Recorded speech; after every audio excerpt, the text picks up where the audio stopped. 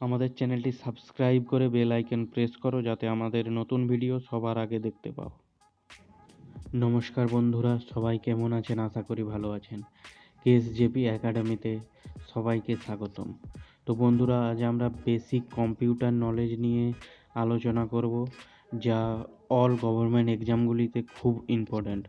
সামনেই রয়েছে জেল পুলিশের এক্সাম, এরপরে রয়েছে পিএসসি মিসলেনিয়াস এক্সাম, এরপরে রেলওয়ে রিক্রুটমেন্ট বোর্ডের যে এক্সাম রয়েছে তাই বেসিক কম্পিউটারের কোশ্চেন আসতে থাকে। সাধারণত জিকেতেও বেসিক কম্পিউটারের কোশ্চেন থাকে এবং আলাদা করেও বেসিক কম্পিউটার কোশ্চেন থাকে। তো আমরা আজ বেসিক কম্পিউটার জেনারেশন সম্পর্কে পড়ব। তো বন্ধুরা, কম্পিউটারের জেনারেশন 5 ভাগে ভাগ করা হয়েছে: first generation, second generation, third generation, fourth generation, fifth generation. First generation হচ্ছে 1940 থেকে 1956, সেকেন্ড জেনারেশন 1956 থেকে 1963, থার্ড জেনারেশন 1964 থেকে 1971, ফোর্থ জেনারেশন হচ্ছে 1971 থেকে 1990 এবং ফিফথ জেনারেশন 1991 থেকে প্রেজেন্ট এখন পর্যন্ত যে কম্পিউটার চলছে এটা হচ্ছে ফিফথ জেনারেশনের কম্পিউটার। এই হলো টোটাল 5টি জেনারেশনের কম্পিউটার। এবার আমরা এক একটি আলাদাভাবে দেখব। তো বন্ধুরা, প্রথমে চলে এসেছি আমরা ফার্স্ট জেনারেশন কম্পিউটার, যেটা 1940 থেকে 1956 সালের মধ্যে ছিল। এই সময়ের কম্পিউটারে ব্যবহার করা হতো ভ্যাকুয়াম টিউব টেকনোলজি ব্যবহার করে কম্পিউটার করা হয়েছিল। এবং কিছু বৈশিষ্ট্য হলো এই কম্পিউটারের সাপোর্টেড মেশিন ল্যাঙ্গুয়েজ। এই কম্পিউটার শুধু মেশিন ল্যাঙ্গুয়েজ সাপোর্ট করতে পারত। ভেরি কস্টলি, এর কস্ট প্রচুর হাই ছিল। জেনারেট লট অফ হিট, প্রচুর পরিমাণে তাপ উৎপন্ন করত। স্লো ইনপুট আউটপুট, এর ইনপুট এবং আউটপুট খুব স্লো ছিল। হিউজ সাইজ প্রচুর বড় ছিল। ফার্স্ট জেনারেশনের কম্পিউটার প্রায় একটি দোতলা বাড়ির সমান হাইট ছিল। নিড এসি, এত পরিমাণে হিট জেনারেট হতো যে কম্পিউটারটা অবশ্যই এসি রুমে রাখতে হতো। নন পোর্টেবল, অর্থাৎ এদিক ওদিক নিয়ে যাওয়া যেত না এবং প্রচুর পরিমাণে ইলেকট্রিসিটি লাগতো এটি চালানোর জন্য। এবং এই কম্পিউটারের কিছু উদাহরণ হলো ইএনআইএসি, ইডিভিএসি, IBM 701, IBM 650। এবার আমরা চলে এসেছি সেকেন্ড জেনারেশন কম্পিউটার, যেটি 1956 সাল থেকে 1963 সাল পর্যন্ত চলেছিল। এই সময় ব্যবহার করা হতো এই ট্রানজিস্টর ব্যবহার করে সেকেন্ড জেনারেশন কম্পিউটার করা হয়েছিল।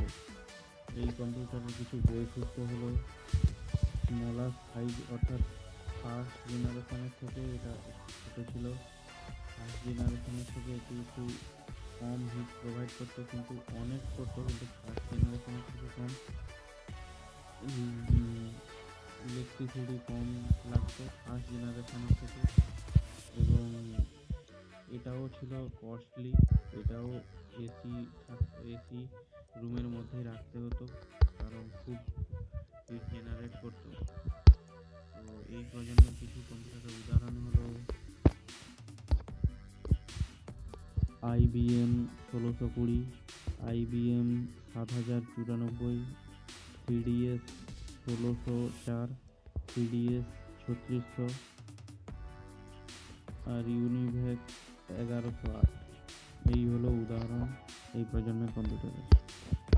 তো এবার আমরা চলে এসেছি থার্ড জেনারেশন কম্পিউটার, যেটি চলেছিল 1964 সাল থেকে 1971 সাল পর্যন্ত। এই জেনারেশন কম্পিউটারে ব্যবহার করা হতো আইসি, অর্থাৎ ইন্টিগ্রেটেড সার্কিট। এই কম্পিউটারের কিছু বৈশিষ্ট্য হলো মোর রিউজেবল, স্মলার সাইজ। এই জেনারেশনের সাইজটা স্মল ছিল সেকেন্ড জেনারেশনের তুলনায়। হিট অনেকটাই কম হতো। এবং এই জেনারেশনের প্রথম যেটি হলো এই জেনারেশন ফার্স্ট জেনারেশন এবং সেকেন্ড জেনারেশন কিন্তু খুব স্লো ছিল, এইখানে ফাস্টার। এছাড়া এটাও কস্টলি ছিল, এখানেও এসি লাগতো, আগে থেকে কম ইলেকট্রিক লাগতো কিন্তু তবুও অনেক বেশি ইলেকট্রিক লাগতো। ফার্স্ট জেনারেশন এবং সেকেন্ড জেনারেশনের থেকে কম ইলেকট্রিক লাগতো। তো এই প্রজন্মের কিছু উদাহরণ হলো IBM 360 series, Honeywell 600 series, IBM 370 168, TDS 316। এইগুলো হলো এই প্রজন্মের কম্পিউটারের কিছু উদাহরণ। তো এবার আমরা চলে এসেছি ফোর্থ জেনারেশন কম্পিউটার, যেটি 1971 সাল থেকে 1990 সাল পর্যন্ত চলেছিল।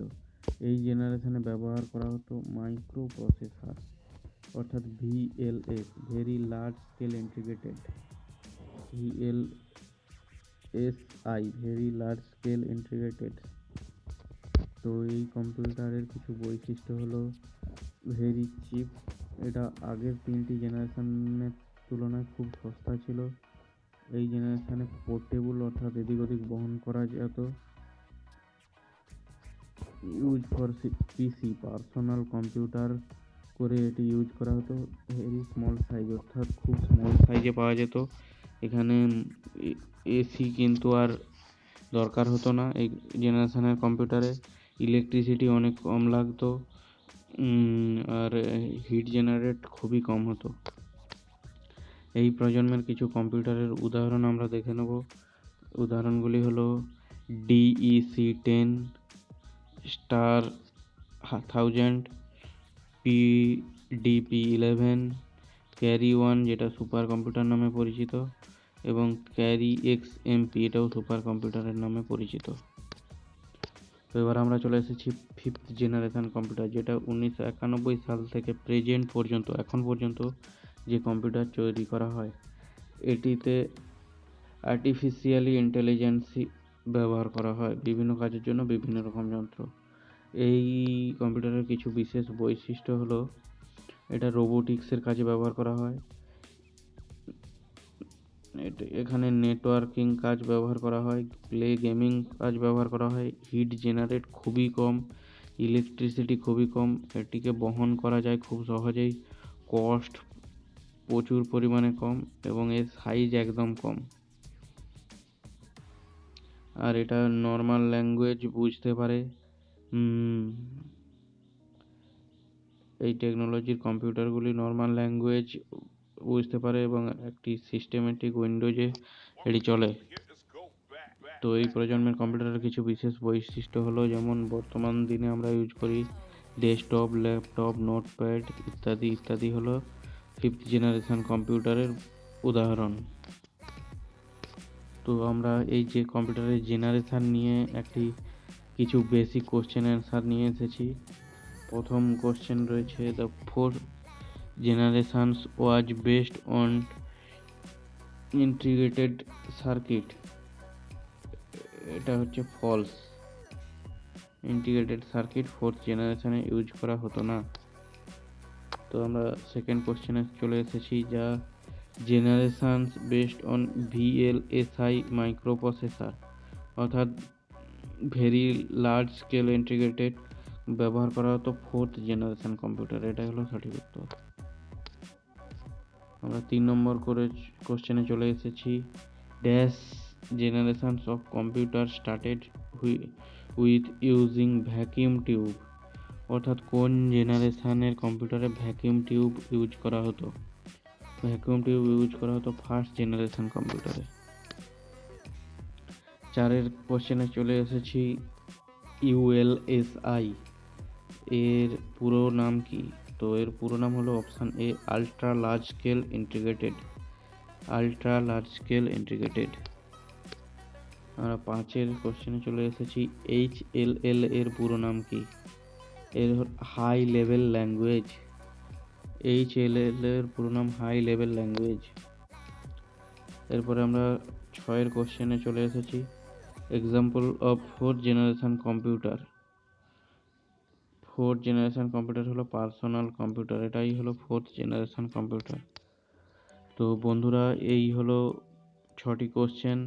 আমরা আবার একটি ভিডিওতে বাকি কোশ্চেন নিয়ে আলোচনা করব। তো ভিডিওটি দেখার জন্য অসংখ্য ধন্যবাদ। ভিডিও যদি ভালো লাগে একটি লাইক করো এবং কমেন্ট করে জানাও কেমন হয়েছে, আর কী ধরনের ভিডিও পেতে চাও তাও কমেন্ট করো, এবং এই ধরনের আরও ভিডিও পেতে আমাদের চ্যানেলটি সাবস্ক্রাইব করো।